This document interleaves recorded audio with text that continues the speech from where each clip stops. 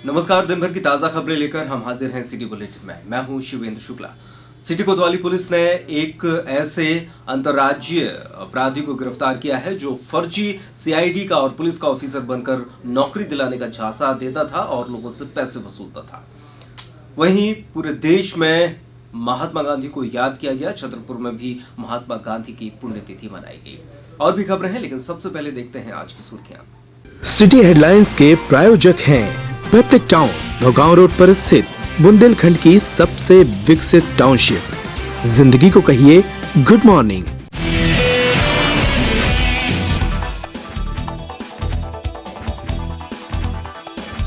फर्जी CID officer हुआ गिरफ्तार। लोगों से पैसे ऐड कर नौकरी दिलाने का देता था झांसा।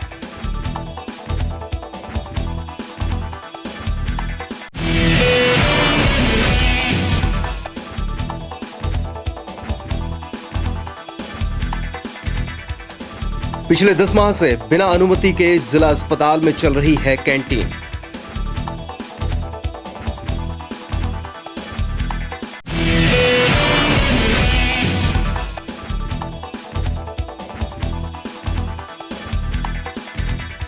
महात्मा गांधी की पुण्यतिथि पर लोगों ने अर्पित किए श्रद्धा सुमन।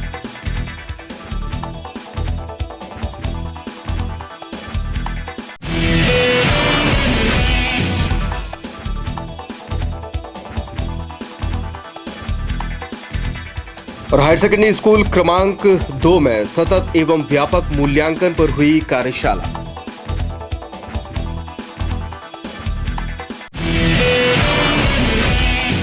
हेडलाइंस की बात करते हैं, खबरों का विस्तार। सबसे पहले बड़ी खबर, हेमंत बुंदेला नाम के इस शख्स को सिटी कोतवाली पुलिस ने गिरफ्तार किया है। दरअसल ये अपना नाम बदलकर छतरपुर में रहता था। चौबे कॉलोनी से पुलिस ने गिरफ्तार किया है और इसका असली नाम विनोद ताम्रकार है, जो कि उत्तर प्रदेश के मऊरानीपुर का निवासी है। हेमंत अपना नाम बदलकर छतरपुर में रहता था। चौबे कॉलोनी से पुलिस ने गिरफ्तार किया है और इसका असली नाम विनोद ताम्रकार है, जो कि उत्तर प्रदेश के मऊरानीपुर का निवासी है। हेमंत बुंदेला उर्फ विनोद ताम्रकार की कहानी बड़ी दिलचस्प है। ये फर्जी आईडी बनाकर लोगों को अपने सीआईडी अफसर होने और पुलिस अफसर होने की बात करता था और उसके बाद उन्हीं डिपार्टमेंट में लोगों की नौकरी दिलाने का झांसा भी देता था। नौकरी दिलाने के नाम पर उनसे 5 लाख से लेकर 10 और 15 लाख रुपए तक की वसूली कर लेता था। ऐसे में जब एक मामला पुलिस के सामने आया, तब पुलिस ने इसकी खोज खबर ली और उसे गिरफ्तार किया। हेमंत बुंदेला उर्फ विनोद ताम्रकार चौबे कॉलोनी में अपनी 2 पत्नियों के साथ पिछले 5 साल से यहाँ रह रहा था। इसके पूर्व में भी इसके उत्तर प्रदेश में कई मामले दर्ज हैं और यहाँ पर भी इस तरह की ठगी ये शख्स कर चुका है। पुलिस अधीक्षक ललित शाकिवार ने प्रेस कॉन्फ्रेंस के माध्यम से ये जानकारी उपलब्ध कराई। और ज्यादा जानकारी के लिए चलते हैं अपने रिपोर्टर सुबोध त्रिपाठी के पास। सुबोध, बताएं कि आखिरकार क्या रिकॉर्ड है इस शख्स का। देखिए, हम पूरी मामला बता दें आपको कि जो हेमंत बुंदेला का नाम का यह व्यक्ति है, इसका रियल नाम जो है वो विनोद ताम्रकार है। ये मऊरानीपुर का निवासी है। ये काफ़ी लंबे समय से ये अंतर्राज्यीय ठग है जिसको सिटी कोतवाली पुलिस ने गिरफ्तार किया है। ये हाल में मऊरानीपुर का निवासी है, जहां पर इसने दिल्ली, जालौन, उदयपुर सहित कई राज्यों में इसने नौकरी सीबीआई में और उत्तर प्रदेश पुलिस में ये नौकरी लगवाने के नाम पर यह ठगी करता था। छतरपुर में भी ऐसा ही उमाशंकर पाटकर नाम के व्यक्ति है, उनके बेटे की नौकरी लगवाने के उपलक्ष्य में इसने 10 लाख रुपए की मांग की थी और उन्होंने 10 लाख रुपए दिए थे। और काफ़ी दिनों बाद भी जब उसकी नौकरी नहीं लगी तो इस बात की सूचना उन्होंने सिटी कोतवाली पुलिस को दी, जहां से कोतवाली पुलिस द्वारा उसको गिरफ्तार किया गया है। उससे पूरे रैकेट के बारे में पूछताछ की गई तो उससे कई फर्जी आईडी कार्ड जब्त हुए हैं, जिसमें वह पुलिस की वर्दी में है। साथ ही पुलिस की जो टोपी है वह भी जब्त की गई है। पुलिस ने इसके विरुद्ध कोतवाली में मामला पंजीबद्ध कर लिया है। धोखाधड़ी का यह मामला किया गया है। पुलिस का कहना है कि इसके ये कानूनी इस पर कार्रवाई की जाएगी। साथ ही न्यायालय में इसको पेश करके 5 दिन की रिमांड पर लिया जाएगा। ये इस तरह का पूरा खुलासा जो एसपी ललित शाकिवार ने प्रेस कॉन्फ्रेंस के जरिए पूरी मीडिया को इसके जो पूरे ठग करने का तरीका है, जो तरीका है इसका उल्लेख किया है। एक 26 जनवरी को कोतवाली थाने में एक रिपोर्ट दर्ज की गई थी उमाशंकर पाटकर के द्वारा कि उनके साथ उनके बेटे की नौकरी के नाम पर फर्जीवाड़ा किया गया है और उनसे लगभग 9.5 लाख रुपए उनसे लिए गए हैं। तो तत्काल इसमें FIR करवाई गई 419, 420, 467 वगैरह की, और एक डेडिकेटेड टीम इसमें लगाई गई कि ये जो घटना की है कहीं किसी दूसरे के साथ नहीं हो जाए। इसमें पुलिस ने बहुत गंभीरता से इस मैटर को लिया, और जो आरोपी है इसमें हेमंत बुंदेला, जिसका कि वास्तविक नाम है विनोद ताम्रकार, ये महुरानीपुर का बेसिकली रहने वाला है। जब पुलिस ने इसको ट्रेस आउट किया और जब इसको अभिरक्षा में लिया गया तो कई सनसनीखेज इसने खुलासे किए। इसके पास से एक CBI का फर्जी नियुक्ति पत्र मिला है, एक उत्तर प्रदेश के DIG के नाम से इसका एक फर्जी आइडेंटिटी कार्ड है, जिसका में इसका वर्दी के साथ फ़ोटो है।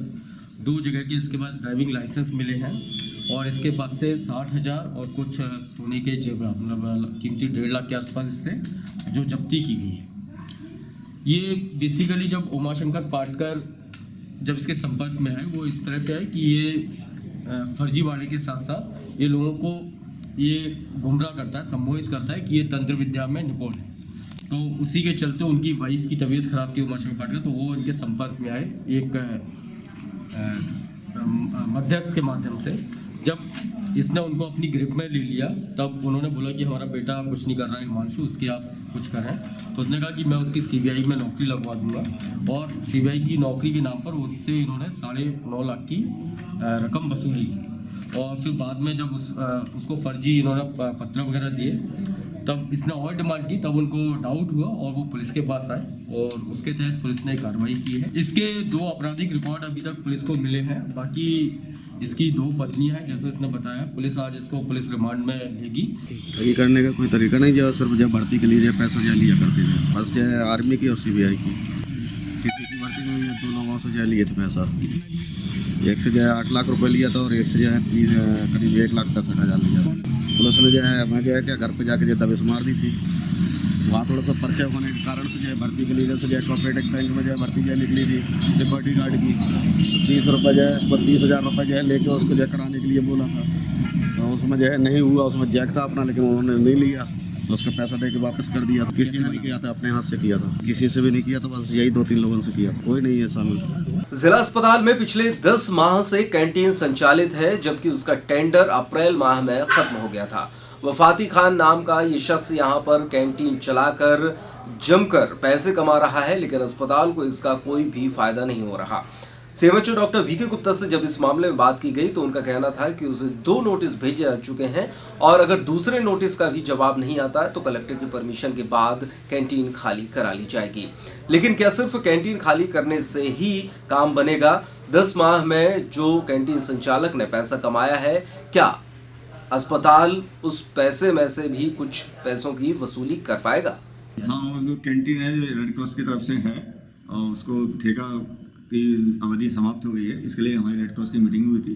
इसमें अभी हमने उनको नोटिस दे दिया 3 दिनों से खाली करने का, और उसके बाद आज फिर दोबारा फिर पुनः रजिस्ट्री भेज रहे हैं हम, और इसके बाद भी अगर वो खाली नहीं होती तो जिला प्रशासन के सहयोग से कार्रवाई की जाएगी और उस दिन वो खाली कराई जाएगी। अब अभी 3 दिन का नोटिस दिया, अभी दोबारा रजिस्ट्री लेटर भेजा हुआ है, तो 7-8 दिन तो लग ही जाएंगे। उसके बाद फिर प्रशासन के सूचना देकर तो कार्रवाई करवाएंगे और उनको खाली करनी पड़ेगी। जिला अस्पताल में कैंटीन संचालित की जाती है, लेकिन यहाँ पे अप्रैल माह से कैंटीन का ठेका बंद होने के बाद भी बेखौफ तरीके से कैंटीन संचालित की जा रही है। बावजूद इसके भी स्वास्थ्य विभाग के अधिकारी किसी प्रकार की कार्रवाई नहीं कर पा रहे हैं। जिला अस्पताल की बात करें तो यहाँ पर कैंटीन संचालित की जाती है, जिसका ठेका अप्रैल माह से बंद हो चुका है। यहाँ पे 1.5 लाख रुपए का ठेका वफाती खान को दिया गया था, लेकिन यहाँ पे अप्रैल माह से ठेका बंद हो जाने के बाद भी बेखौफ तरीके से कैंटीन चलाई जाती है। बावजूद इसके भी स्वास्थ्य विभाग के अधिकारी इस पर कोई कार्रवाई नहीं कर रहे हैं। जैसे इस मामले की जानकारी इस पूरे मामले की जानकारी CMHO VK गुप्ता को लगी तो उन्होंने आनन फानन में नोटिस जारी कर दिया है। 3 दिन का नोटिस देने के बाद भी यहाँ पे जो कैंटीन संचालक है इनके द्वारा खाली नहीं किया गया है। दोबारा यहाँ पे रजिस्ट्री के माध्यम से फिर से नोटिस जारी किया गया है। अगर 3 दिन के भीतर यहाँ पे किसी प्रकार का जवाब नहीं दिया जाता है तो 1 सप्ताह के भीतर यहाँ पे कठोर कार्रवाई करते हुए पुलिस का सहयोग लेकर कैंटीन पर यहाँ पे तालाबंदी की कार्रवाई की जा सकती है। उधर इस मामले को लेकर सीएमएचओ वीके गुप्ता का कहना है कि कलेक्टर साहब को अवगत करा दिया गया है, जल्दी इस पर ठोस कदम उठाया जाएगा और कैंटीन संचालक पर कड़ी कार्रवाई करते हुए तालाबंदी की कार्रवाई भी की जा सकती है। लाइव रिपोर्टर्स के लिए लोकेश चौरसिया। राष्ट्रपिता महात्मा गांधी की पुण्यतिथि मनाई गई, उन्हें याद किया गया। गौरतलब है कि 30 जनवरी के दिन ही नाथूराम गोडसे नाम के शख्स ने महात्मा गांधी की गोली मारकर हत्या कर दी थी। गांधी आश्रम में कार्यक्रम का आयोजन किया गया जिसमें विभिन्न स्कूलों के लगभग 200 बच्चों ने भी भाग लिया और महात्मा गांधी को याद किया, प्रार्थना की गई और उसके बाद उनके जीवन चरित्र से संबंधित जानकारियां सामने रखी गई। राष्ट्रपिता महात्मा गांधी को कांग्रेस कार्यालय में भी श्रद्धांजलि दी गई। यहां पर कांग्रेस जिलाध्यक्ष मनोज त्रिवेदी, सरमलाल मिश्रा, परमानंद विश्वकर्मा, शिवानी चौरसिया, सपना चौरसिया सहित बड़ी संख्या में कांग्रेसी उपस्थित थे। कांग्रेस नेता और समाजसेवी अनवरी खातून पिछले लगभग 1 महीने से नशा मुक्ति अभियान चला रही थीं, जिसका समापन 30 जनवरी को हो गया। उनका कहना था कि गांव-गांव में जाकर उन्होंने नशे की बुराइयों के बारे में लोगों को बताया और इससे जुड़े हुए खतरे भी बताए। साथ ही साथ लोगों को पुलिस से डर भी बिठाया गया। उनका कहना था कि लोग उनके इस अभियान से काफी प्रभावित हुए हैं। इस देश को आजाद कराया एक ऐसा व्यक्ति जिन्होंने अपने विचारों की दम पे, अपनी ऊर्जा की दम पे, अपनी शक्ति की दम पे इस देश को आजाद कराया बिना किसी खूनी क्रांति की। एक ऐसे ऊर्जावान व्यक्ति को आज हम नमन कर रहे हैं। आज गांधी जी की शहादत दिवस है और शहीद दिवस है। 30 जनवरी के आज ही के दिन गांधी जी की हत्या हो गई थी, इसलिए आज गांधी जी की पुण्यतिथि मनाया गया। यहाँ पे सर्वधर्म प्रार्थना सभा हुई, उसके बाद उन्हें श्रद्धांजलि दी गई 2 मिनट की मौन रखने के साथ, और फिर उनके विचारों को हम लोगों ने याद किया कि देश में सर्वधर्म एकता की ज़रूरत है। देश की एकता अखंडता के लिए सभी लोग मिलजुल के रहे, सभी धर्मों के लोग एक साथ बैठे, बात करें और मिलजुल के इस देश को आगे ले जाएं। मध्य प्रदेश कांग्रेस कमेटी के निर्देशानुसार हमारे राष्ट्रपिता आज महात्मा गांधी जी की पुण्यतिथि थी, जिसका आयोजन जिला कांग्रेस द्वारा छतरपुर में किया गया। हम लोगों ने यहाँ पर एक कार्यक्रम किया जिसमें संगोष्ठी का आयोजन भी किया गया। शराब के खिलाफ एक अभियान यात्रा पिछले वर्ष भी निकाली गई थी, जो 30 जनवरी को गांधी आश्रम से शुरू हुई थी, और इस बार हमने 26 जनवरी को शराब और नशे के खिलाफ एक यात्रा शुरू की थी। 26 जनवरी को गांव में जो अवैध शराब की बिक्री है और जो लोग शराब पीकर अश्लीलता करते हैं, गाली गलौज करते हैं, उनको रोकने के लिए, जो बहुत ज़्यादा पीने वाले हैं, पत्नियों की मारपीट करते हैं, जिनके परिवारों के बुरे हाल हैं, उन लोगों को रोकने के लिए, समझाने के लिए एक अभियान यात्रा शुरू की गई थी। इस यात्रा से एक तो जन जागृति बहुत आई है, लोगों को अपने अधिकारों का ज्ञान हुआ है। लोगों को ये नहीं मालूम था कि जो शराब हमारे गांव में बिक रही है ये गैरकानूनी है, इसकी जानकारी हुई है और इसके खिलाफ लोगों ने मुहिम छेड़ने का आश्वासन दिया। और बहुत सारे लोगों ने तो वहीं आम सभा बुलाकर गाँव की कैथोकर में कि गाँव ने ये तय किया कि वहाँ हम सामाजिक बहिष्कार करेंगे लोगों का। जो लोग शराब बेचते हैं या जो ज़्यादा पी के सड़कों पे घूम के बदतमीजी करते हैं, उनका हुक्का पानी बंद करेंगे। 2640 मेगावाट का एनटीपीसी छतरपुर में उसकी स्थापना की गई थी, लेकिन अभी भी पर्यावरण स्वीकृति न मिलने की वजह से काम अटका पड़ा है। और खबर तो ये भी है कि एनटीपीसी अब छतरपुर से चला जाएगा। हम आपको बता दें कि सन 2011 में इसकी आधारशिला रखी गई थी और 2013 में एनटीपीसी का शिलान्यास कर दिया गया था। इसके बाद बाउंड्री वाल का काम शुरू हो गया था और बाउंड्री वाल बन भी गई। काफी सारा काम समतलीकरण का भी हो गया, लेकिन पर्यावरणीय स्वीकृति न मिलने की वजह से अब काम अटक चुका है। एनटीपीसी का काम रुकने से नाराज होकर बजरंग सेना ने एक रैली निकाली और सरकार को सद्बुद्धि के लिए यज्ञ भी किया।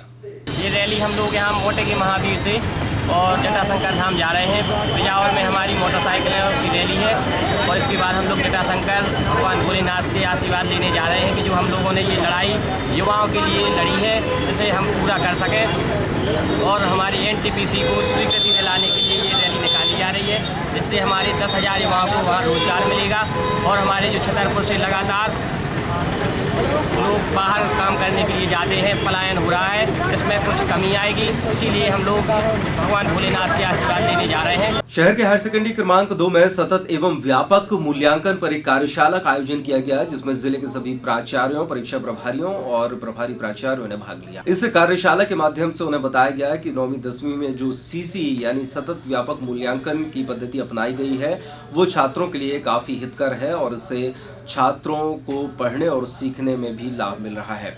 पाठ्यक्रम के अलावा अन्य गतिविधियों पर भी जोर देने की बात कही गई। वो चला गया ये 120 नंबर, 600 का 20% कितना होता, तो 120 कहाँ चले गए? ये हमारे चले गए हैं सह शैक्षणिक और सह पाठ्यक्रम कार्यकलाप में। मैं अभी बता रहा हूँ, उस पे आ रहा हूँ सर, अभी बना रहे शनि धीमे धीमे अपन वही आएंगे। सतत है ना, ये कंटिन्यूअस है। अभी पहली चीज तो अंक विभाजन, तो मेरे ख्याल से हाँ मेरे सभी सम्मानीय आदरणीय लोगों को समझ में आ गया होगा।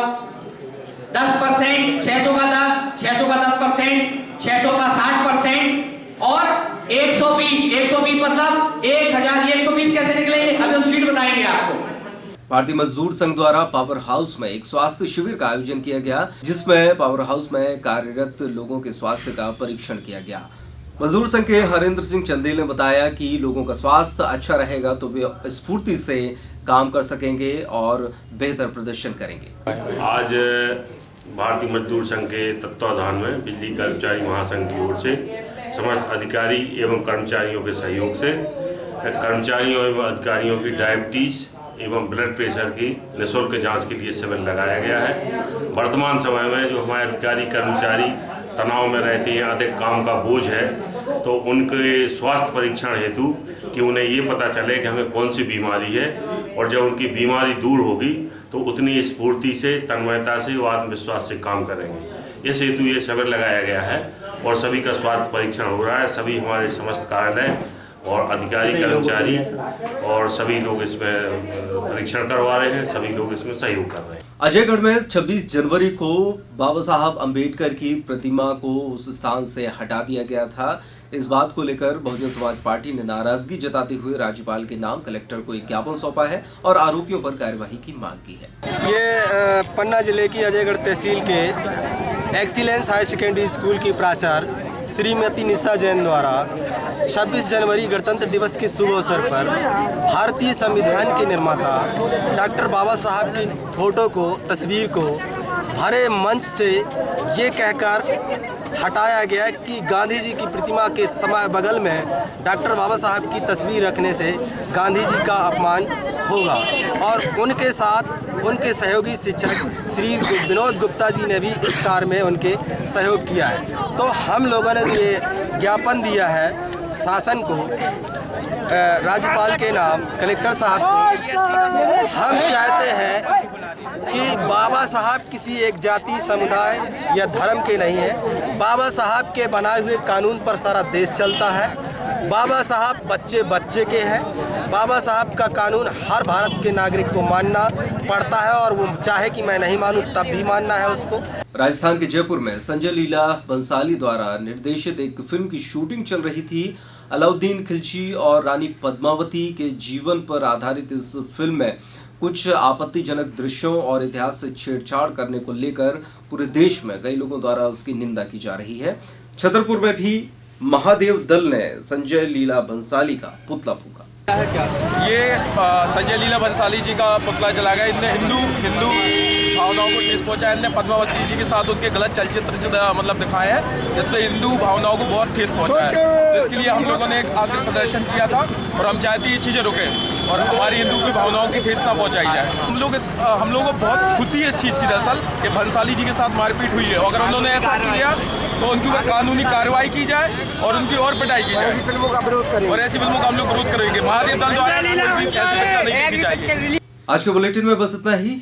एक बार फिर से नजर डालते हैं आज की सुर्खियों पर। सिटी हेडलाइंस के प्रायोजक हैं पेप्टिक टाउन, नौगांव रोड पर स्थित बुंदेलखंड की सबसे विकसित टाउनशिप। जिंदगी को कहिए गुड मॉर्निंग।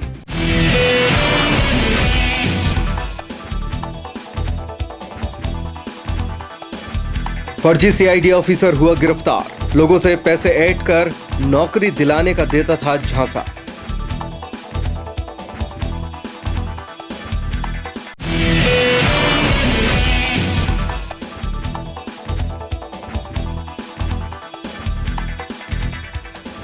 पिछले 10 माह से बिना अनुमति के जिला अस्पताल में चल रही है कैंटीन।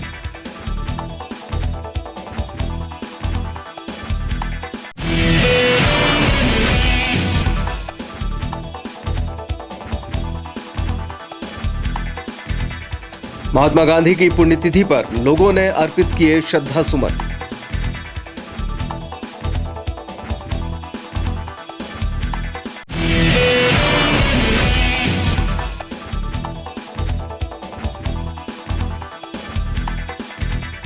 और हायर सेकेंडरी स्कूल क्रमांक 2 में सतत एवं व्यापक मूल्यांकन पर हुई कार्यशाला।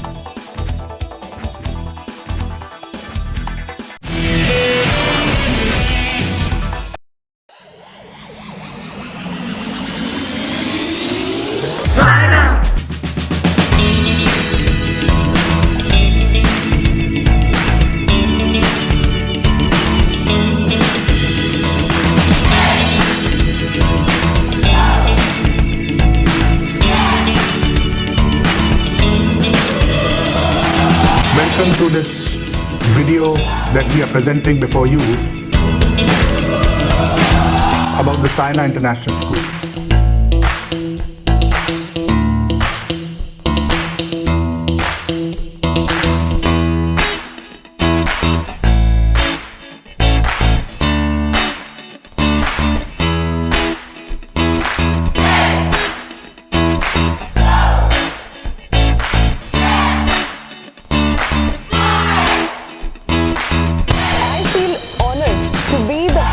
Such a school where the students get chance to find out their hidden abilities and potentials. The school provides various opportunities to the students to excel in different sports like volleyball, basketball, badminton, cricket, football, hockey, swimming, and so on. In the sports event, when I talk about chess, chess is unique. Really, Saina is a home away from home